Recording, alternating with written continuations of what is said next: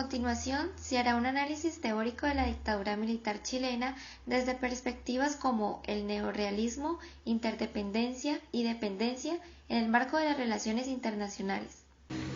La dictadura militar chilena de Augusto Pinochet, o también conocida como el régimen militar, estuvo comprendida entre el 11 de septiembre de 1973 y el 11 de marzo de 1990. En dicho régimen, las fuerzas militares incentivaron el golpe de Estado que derrocó al gobierno de la Unidad Popular liderado por Salvador Allende, el cual se caracterizó por ser un gobierno consolidado en bases socialistas progresistas. El 11 de septiembre las Fuerzas Armadas irrumpieron en el Palacio Presidencial para derrocar al gobierno bajo la premisa de salvar la democracia del totalitarismo marxista e instaurar un nuevo orden económico, político y social.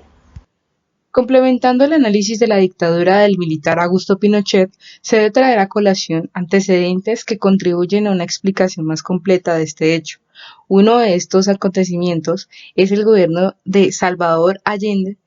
gobierno que se caracterizó por sentar las bases del populismo en Chile, donde la intención era que el país se realizara la transición de sociedades agrarias a sociedades industriales. Es por ello por lo que el gobierno impulsó reformas en beneficio de la clase obrera y los campesinos. Entre ellas se destaca la reforma agraria, la cual buscaba repartir los latifundios entre los campesinos sin tierra. Además, adoptó medidas como la nacionalización del sistema financiero y la industria, entre ellas industrias extranjeras, la gratuidad de la educación y el sistema de salud. Otro antecedente importante para el análisis de este hecho fue la preocupación de Estados Unidos al saber que gran parte de los países latinoamericanos estaba llegando al poder gobiernos con ideales de izquierda y de carácter populista, como el APRA en Perú, el PRI en México y el peronismo en Argentina, entre otros. Otro caso que debemos destacar es el de Cuba y la llegada de una revolución socialista al continente suramericano. Esta intranquilidad proveniente de las preocupaciones pasadas que llevaron a que se creara la doctrina de seguridad nacional indujo a que los Estados Unidos interviniera una vez más en la vida política de Chile, mediante el financiamiento militar e ilustración ideológica basada en aquella doctrina previamente establecida, la cual, para el académico Edgar Velázquez, según Monsalves en su artículo, se transformó en el fundamento teórico que tuvieron los militares en América Latina para la lucha contra el comunismo, ya que en el contexto de la Guerra Fría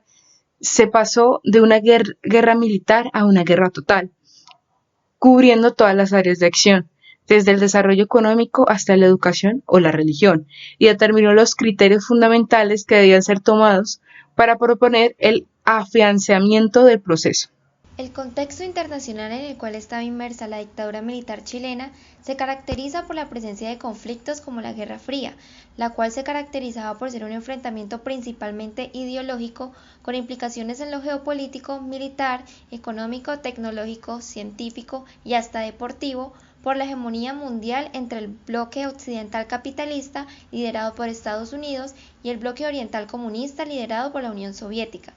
Este periodo se sitúa justo después de la Segunda Guerra Mundial hasta la caída del Muro de Berlín en 1989, que sería la posterior desintegración de la Unión Soviética. Asimismo, se debe recalcar que nunca hubo un enfrentamiento militar directo entre ambas superpotencias, pero sí varios conflictos proxy, como fue la Guerra de Corea o la Guerra de Vietnam, donde ambas potencias intervinieron en apoyo de uno y otro bando.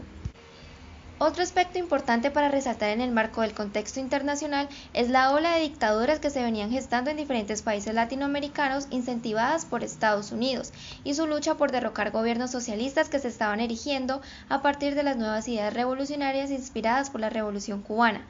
A principios de la década de los 60, el gobierno norteamericano, a través del Departamento de Estado, se involucró en las decisiones políticas de América Latina por medio de la doctrina de la seguridad nacional. Más adelante, en la década de los 70, implementó un plan de inteligencia denominado Plan Cóndor. Estos dos se extendieron rápidamente a los países que en ese entonces estaban siendo gobernados bajo un régimen dictatorial, como son Paraguay en 1954, Brasil en 1964, Bolivia en 1971, Uruguay en 1973, Chile en 1973 y Argentina en 1976. Estados Unidos tuvo una gran influencia y responsabilidad en los golpes de Estado y en las dictaduras en América Latina, ya que brindó apoyo no solo económico, sino también humano y logístico, como lo comprueban los documentos de la CIA, el Pentágono, el Departamento de Estado y el FBI. Además, la época de las dictaduras se convirtió en uno de los estadios más sangrientos de la historia de América Latina, ya que dejó un saldo de miles de muertos, desaparecidos y exiliados, víctimas de la violación sistemática de derechos humanos y del terrorismo de Estado. Actores y posturas de la dictadura militar chilena. En primer lugar se encuentran los Estados Unidos de América, el cual en el marco de la Guerra Fría era el defensor principal del sistema económico y social llamado capitalismo. Su papel en aquel conflicto tenía como principal objetivo frenar en todo el continente americano cualquier tipo de filtración comunista. Aquella labor se hizo más extensiva una vez se instauró la Revolución cubana. En consecuencia de este hecho, en demás países de dicho continente se instalaron gobiernos cercanos a las ideas que tanto rechazaba. Fue así como los Estados Unidos, al evidenciar el triunfo de estas ideas, decidió implementar estrategias para acabar con estas. Gracias al apoyo de la CIA y sectores de extrema derecha de Chile, instauró el Plan Cóndor y el proyecto Fuelt. Además, involucró en la creación de grupos de paz en universidades latinoamericanas y financiación de las fuerzas militares en países de ese mismo sector. Otro actor importante en la discusión del tema en cuestión es el político perteneciente a la coalición de izquierda denominada la Unidad Nacional, Salvador Allende, el cual consiguió ganar la presidencia el 3 de noviembre de 1970 tras intentar 4 veces ocupar aquel cargo.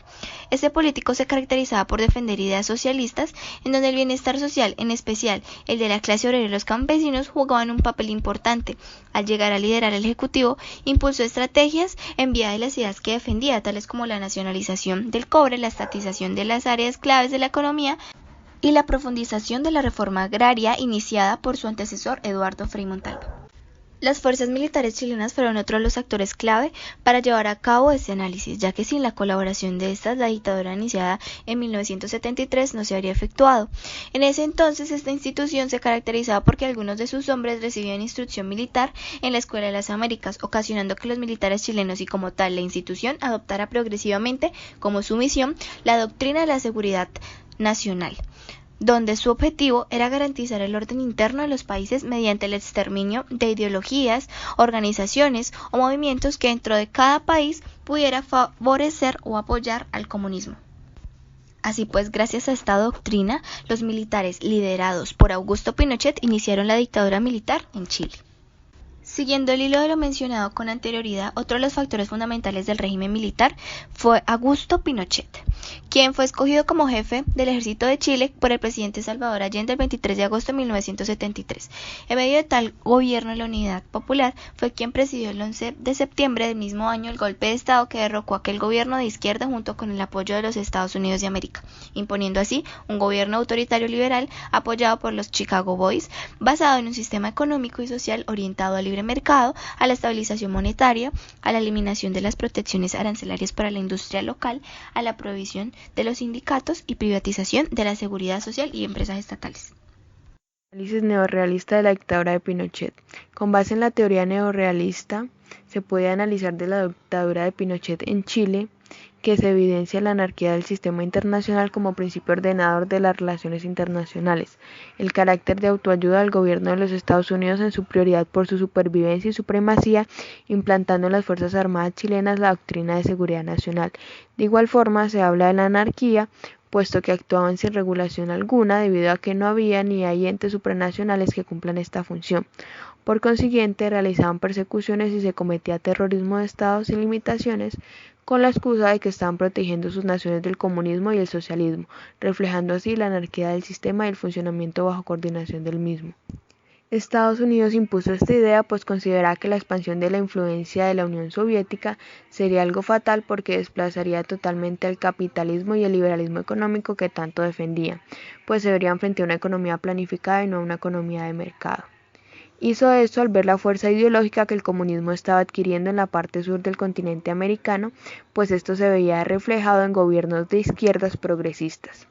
Por ende, a través de la cooperación entre estados se planearon, se alinearon y se ejecutaron estrategias para frenar la propagación de ideas comunistas o socialistas en Latinoamérica. Finalmente, en esta teoría no se puede hablar de autonomía total, pues cada estado le establece límites al otro y el más capaz es quien se impone. En este caso fue Estados Unidos quien puso su ideal anticomunista en Latinoamérica. Análisis interdependentista de la dictadura de Pinochet. En esta teoría de las relaciones internacionales, en las relaciones entre estados siempre hay actores menos dependientes y estos a su vez usan dichos vínculos como fuentes de poder, ocasionando así una relación de interdependencia simétrica, de manera que el estado menos dependiente interpone al otro estado su visión del mundo y la adopción de un sistema económico liberal, tal como lo hizo el gobierno estadounidense con Chile. En esta teoría lo principal es que se obra a partir de la noción de interés nacional y adicionalmente se concibe el poder como la habilidad de un actor para que otro haga algo que en otras circunstancias no haría. Es decir, que vemos interdependencia cuando se analizan situaciones que producen efectos recíprocos entre países o entre actores de diferentes países y esos efectos resultan de intercambios internacionales como flujos de dineros o bienes. Entonces, los efectos que tenga esta situación en los diversos actores nos permite saber qué tan sensible o qué tan vulnerable ese es cuando se han y no se han tomado políticas para mitigar. Para analizar el caso de Chile, considero que es oportuno retornar a Salvador Allende, ya que cuando llega él al poder, instaura unas reformas agrarias, sociales y administrativas en pro del campesinado y del proletariado. Estas reformas reciben demasiada oposición, tanto interna como externa, puesto que propendieron por la nacionalización de la industria y de la economía. Frente a esta gran oposición, Chile queda en una crisis económica, social y política. De tal manera que Estados Unidos se aprovecha de esto, utiliza a Chile y a Pinochet para expandir su idea procapitalista y anticomunista por todo el continente suramericano, interfiriendo tanto política, económicamente y militarmente en Chile. Y esto fue benéfico para Chile a la larga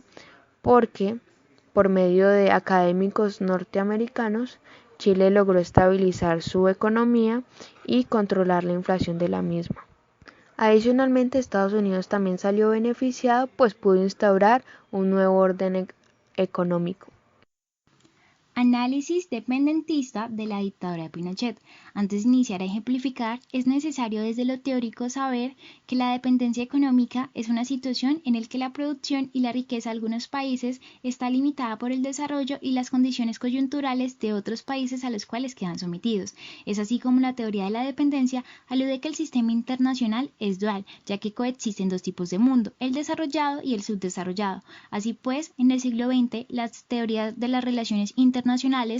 estadounidenses y europeas buscaron una manera de explicar la pobreza y el subdesarrollo en América Latina. Es por esto que dentro de la teoría de la dependencia se encuentran las teorías del tercer mundo, donde de ellas se despliega la teoría de la modernización. Esta última consiste en que los países en vía de desarrollo alcancen un nivel de industrialización y prosperidad económica orientada especialmente hacia el capitalismo occidental. Es así como la preocupación de las potencias del bloque occidental, encabezadas ni más ni menos por Estados Unidos, se dedicaron a ganar la lealtad de los países tercermundistas de la época para así lograr influenciar en el cambio de un modelo distinto al del comunismo, ya que dadas las constantes fallas de los modelos de desarrollo implementados por estos países latinoamericanos,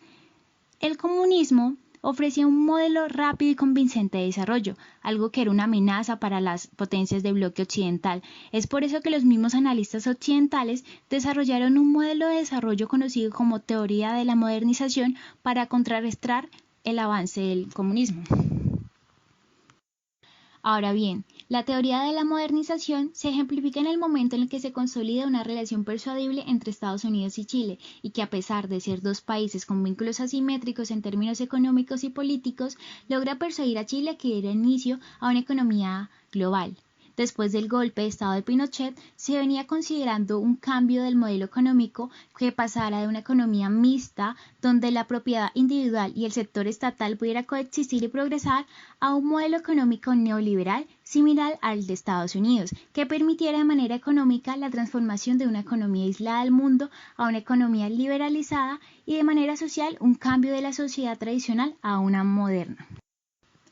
Sin embargo, desde el cambio del modelo económico, la economía se dividió en dos tiempos. El primero, desde 1975 hasta 1981. Este periodo se puso en práctica las reformas neoliberales. Además, finalizó con una crisis de deuda internacional y el colapso de la economía chilena. Consecuentemente a esto, el desempleo estaba por encima del 20% y gran parte del sector bancario había quebrado. No obstante, durante este periodo se enfatizó en una política económica pragmática que impulsara la extensión de exportaciones y el crecimiento de las mismas. Es por eso que desde 1982 hasta 1990, debido al impulso de exportaciones, este periodo se caracterizó por la recuperación económica y un gran progreso hacia una economía de libre mercado. Además, sostenidos por el apoyo de la administración estadounidense, que ayudó a reducir la inflación y el déficit público fue prácticamente eliminado. La economía pasó una drástica liberación de su sector exterior